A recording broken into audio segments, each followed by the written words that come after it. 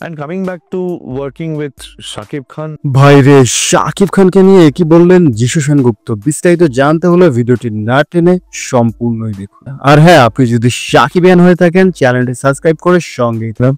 that he's a mega star, he's a superstar of Bangladesh.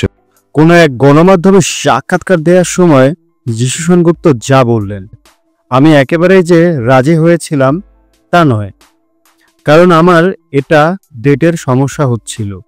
তখন আমার একটা হিন্দি কাজ চলছিল, সে সময় ওরা বলছিল গল্পটা নিয়ে। প্রথমে আমি একটু ইন্টারেস্ট ছিলাম নিজের জায়গা থেকে, তারপর আমি ওদেরকে বলি গল্প লিখে পাঠাতে, কারণ আমাদের ফোনেই কথা হয়েছিল।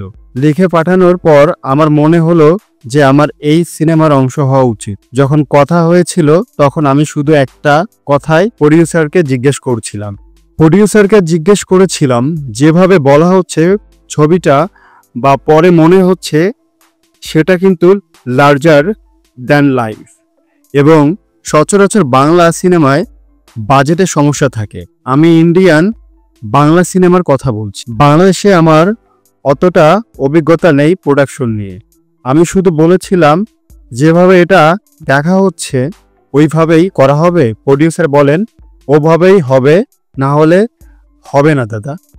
সো ভিউয়ার্স, যিশু সেনগুপ্তর বরবাদ নিয়ে এই মন্তব্যটি আপনাদের কেমন লেগেছে অবশ্যই কমেন্ট করে জানাবেন।